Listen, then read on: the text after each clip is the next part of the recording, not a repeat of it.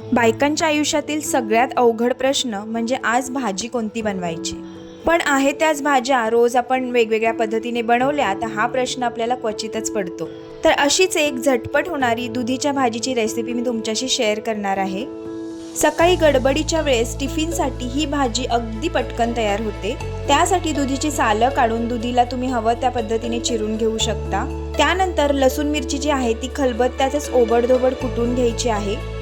कढईमध्ये तेल गरम करून त्याच्यामध्ये मोहरी, जिरं, चिरलेला दुधी आणि कढीपत्ता घालून घ्यायचा आहे.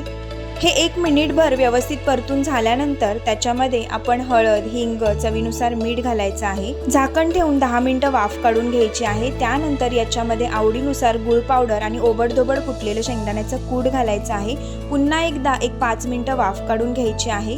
खाण्यासाठी तयार आहे आपली मस्त चमचमीत दुधीची भाजी. भेटूया अशा छानशा नेक्स्ट व्हिडिओमध्ये. तोपर्यंत बाय बाय.